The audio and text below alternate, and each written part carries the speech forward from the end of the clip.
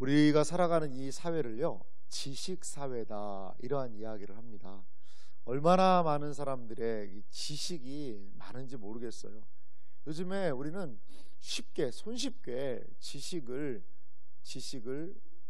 그 어떤 내용이나 정보를 정말 쉽게, 손쉽게 얻을 수가 있습니다. 내 손 안에, 쉽게 말하면 요즘에 스마트폰이 다 컴퓨터 아니겠습니까? 인터넷과 연결된 컴퓨터가 있으니까 언제든지 내가 원하는 그러한 필요한 지식들을 쉽게 체득할 수 있는 것이 우리가 살아가는 이 세상의 정말 보편적인 모습입니다. 그런데요, 그렇게 지식의 양이 증가하는데도 불구하고 이 사람들이 지혜롭게 행동하지는 못하는 것 같습니다. 이 지식과 지혜가 거의 비슷해 보이지만 좀 차이가 분명히 있거든요. 그거를 알 수가 있는 게 솔로몬의 모습인 것 같아요. 여러분, 솔로몬 하면 유명한 재판이 있지 않습니까? 한 아이를 두고 두 엄마가 둘 다 내 아이라고 그러는 거예요. 요즘 같으면 그렇게 사기를 못 치죠. 그래, 그럼 유전자 검식을 해보자. 그러면은 금방 나타날 일입니다. 하지만 고대 사회에 그런 게 어디 있겠어요? 아이는 뭐 이렇게 봐도 비슷비슷하고 저렇게 봐도 비슷비슷하지 않습니까? 분명히 아이는 하나고 그 엄마, 친엄마도 하나일 텐데 두 여인이 다 자기 아이라고 주장하는 이러한 난제 속에 솔로몬이 놓여 있습니다. 솔로몬은 어떻게 그것을 심리했다고 그러죠? 이 솔로몬이 이용한 것은 모성 본능이었습니다. 엄마들에게는 모성 본능이 있다. 그 지식이죠. 다 지식이 있어요. 근데 그 재판의 상황에서 솔로몬은 그 모성 본능이 있다는 것을 활용하는 무엇이 있었던 거죠? 지혜가 있었다는 것이죠. 지식이 지혜가 있을 때 온전하게 활용되는 것 같아요. 지식은 지혜로 말미암아 더욱더 빛나게 되는 것이죠. 우리의 자녀들에게 많은 지식을 넣어주기에 앞서서 어떻게 하면 지혜로운 자녀가 되게 할 것인가, 어떻게 하면 지혜로운 인생이 되게 할 것인가가 이 사회를 살아가는 가장 중요한 관건일 수 있습니다. 오늘 잠언 13장을 마무리하면서 14절에서부터 25절에 보면 이 지혜로운 자의 길, 지혜를 따르는 자가 누리는 은혜가 무엇인지를 우리에게 설명을 해주고 있습니다. 잠언 13장 14절은 이렇게 시작을 하고 있습니다. 지혜 있는 자의 교훈은 생명의 샘이니 사망의 그물에서 벗어나게 하느니라. 이 지혜 있는 자의 교훈, 이 지혜 있는 자의 교훈, 지혜를 따라가면 거기에는 생명의 물이 있다는 것이죠. 거기에 생명이 있다는 겁니다. 그래서 15절도 보면 선한 지혜는 은혜를 베푸나 사악한 자의 길은 험하니라. 지혜를 따르는 사람들에게 거기에는 은혜가 분명히 있습니다. 그 지혜의 길에는 은혜가 있다는 거죠. 하지만 사악한 자의 길, 여기 사악한 자라고 이야기하는데 이거는 원어에 충실하게 좀 번역을 하면 충성스럽지 못한 자입니다. 신실하지, 성실하지 못한 자가 사악한 자라는 것이죠.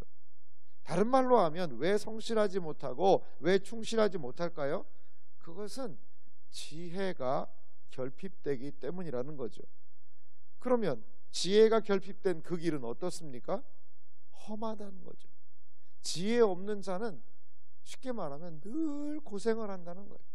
늘 그 길에 어려움을 빠질 수밖에 없다라는 것입니다.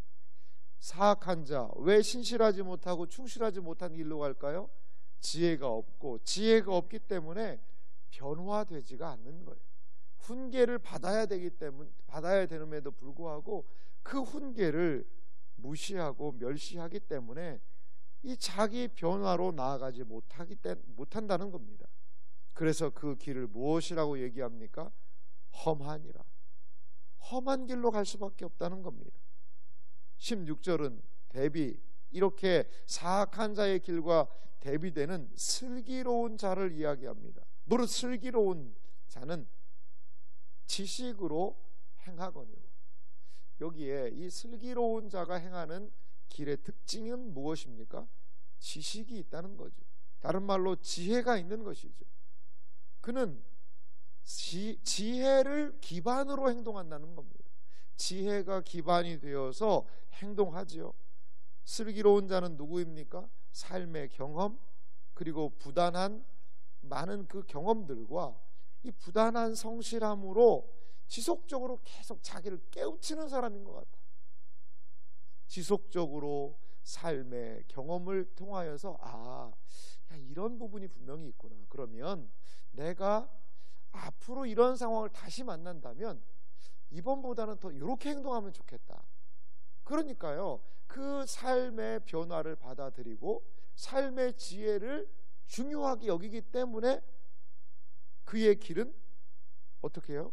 슬기로운 자라고 칭할 수밖에 없는 것이죠. 하지만 지혜 없는 자의 길을 16절에 보면 미련한 자는 자기의 미련한 것을 나타내느니라.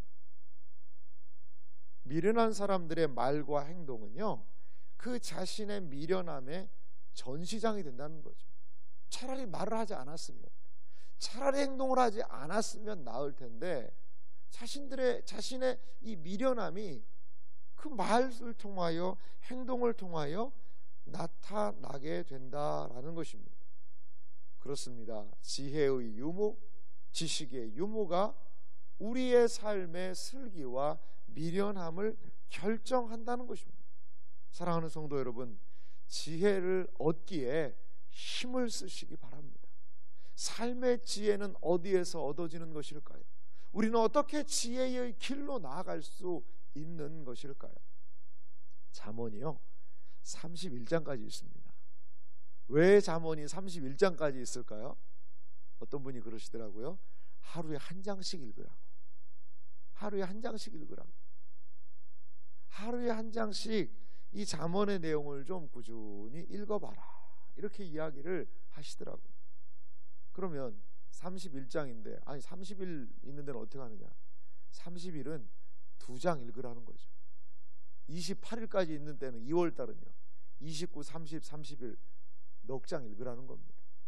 이렇게 이 하나님의 말씀을 가까이 하고 생명의 말씀을 좀 가까이 해서 우리 본성적인 죄악의 길을 사모하는, 이 죄를 좋아하는 내 본성을 어떻게 더 억누를 수 있느냐가 우리의 인생의 가장 중요한 관건이라는 겁니다. 여러분, 내 성질대로 한번 살아보시기 바랍니다. 내 성질대로, 내 욕망대로, 내 나오는 말대로 살아보세요. 그럼 어떻게 될까요? 자녀를 망치는 가장 쉬운 길은 뭘까요? 그냥 하고 싶은 대로, 그냥 원하는 대로, 사탕을 하루에 계속 좋아하면 한 100개를 먹여보고, 그냥 하루 종일 스마트폰 한 12시간씩 하고, 그래 네가 원하는 대로 네가 해봐라. 망하는 길이죠.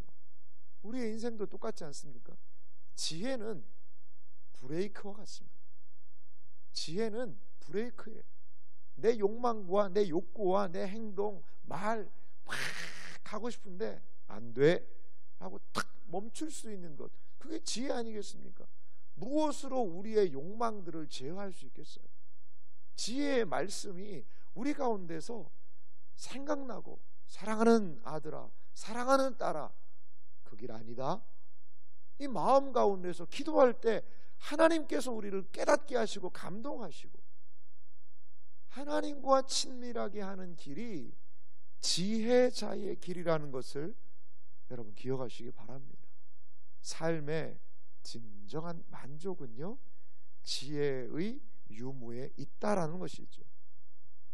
한 예를 이렇게 17절은 듭니다. 악한 사자는 재앙에 빠져도 충성된 사신은 양약이 되느니라. 이 악한 사자는 쉽게 말하면 악한 심부름꾼이다, 이렇게 생각할 수 있어요. 그 악한 심부름꾼은요 재앙에 빠질 수밖에 없다는 것이죠. 왜? 그가 행하는 행동이 악하기 때문이죠. 이 전달이 잘 안 돼요. 하지만 충성된 사신, 다른 말로 지혜로운 사신이라고 할 수도 있겠죠. 마치 양약이 된다는 거예요. 그의 심부름은 있던 병도 낫게 할 정도로 많은 사람들에게, 그 자신에게 유익을 끼칠 수 있다는 거죠. 한 행동을 했는데 그것이 그 다른 사람의 마음을 기쁘게 하고, 그러면 얼마나 참 좋습니까? 똑같은 일을 해도 막 하기 싫어서 억지로 마지못해, 그것도 일 처리도 제대로 못해요. 결론은 하겠다고는 했는데 얼마나 많은 사람들을 힘들게 하고 어렵게 합니까? 양약과도 같이, 그리고 정말 그 한여름의 얼음 냉수와도 같이, 무엇이 우리의 인생을 시원하게, 다른 많은 사람들을 시원하게 할 수 있을까요? 지혜의 길을 따라간 충성, 그것이 가능하게 하더라는 것입니다. 그래서 20절은 이렇게 말하죠. 지혜로운 자와 동행하면 지혜를 얻고 미련한 자와 사귀면 해를 받느니라. 참 자세히 만나서 말씀을 나누고 하면 참 지혜로운 분들이 계시는 것 같아요. 그런 분들과는 좀 이야기를 좀 많이 나누고 싶지 않습니까? 그런 이야기를 했잖아요. 소크라테스, 이 소크라테스 이런 사람과 한번 밥 한 끼를 나눠 먹을 수 있다면, 아니 내가 번 돈 이 전 재산 다 줄 수 있겠다, 그런 이야기를 하는 걸 들어봤습니다. 워렌 버핏이라고 그 사람하고요 점심 한 끼 먹는데 그 돈이 몇 억입니다. 아니 그 경매를 붙여요. 나랑 하나 먹으면 뭐 얼마다, 이게 아니라 그 경매를 이 자선 사업에 쓰거든요. 그래서 그 투자의 전문가 그 사람하고 점심 하나 먹는데 억대의 돈을 내고, 그게 이제 그 사람한테 직접 가는 게 아니라 자선단체에 기부가 됩니다만, 그런 일들을 하더라고요. 왜 그럴까요? 그 한 분야에 그분의 탁월한 지식과 지혜가 있으니까 그것들을 운용할 수 있는 실천적인 지혜를 얻고자 하는 것이죠. 우리는요 지혜로운 자와 동행하는 것을 늘 염두에 두어야 합니다. 지혜로운 자와 동행하면 어떻게 될까요? 지혜를 얻게 된다는 것. 미련한 자와 사귀면요 해를 받게 된다는 것. 똑같은 미련함을 얻게 된다는 것입니다. 사랑하는 성도 여러분, 너무 돈 따르려고 많이 하지 마세요. 돈을 막 추구하고 따라가려고 하다 보면 자칫하면요 지혜를 잃을 수가 있다는 거죠. 지혜를 잃을 수 있다는 거예요. 우리 사회에 얼마나 많은 사람들이 순식간에 돈 벌 수 있다, 하루 이틀만 해도 뭐 한 달치 이자가 나오고 여기 투자하면 이렇다, 한두 달 주지요.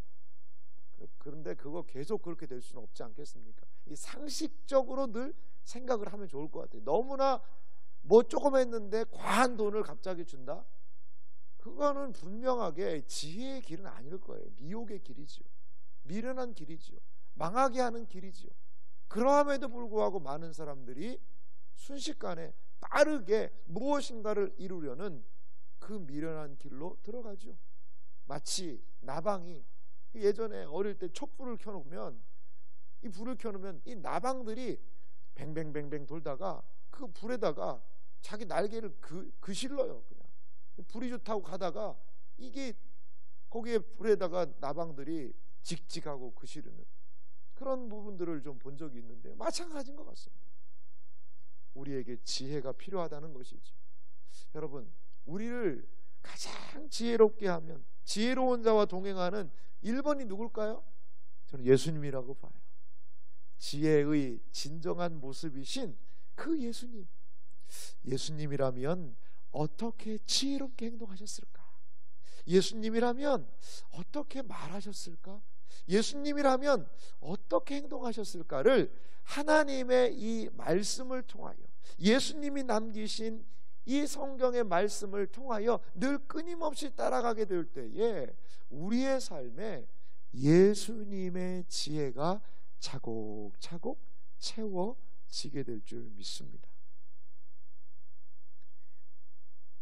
이렇게 지혜로운 자와 따르고 지혜를 행동하게 되면 21절 보세요. 재앙은요 죄인을 따르고 선한 보응은 의인에게 이르느니라.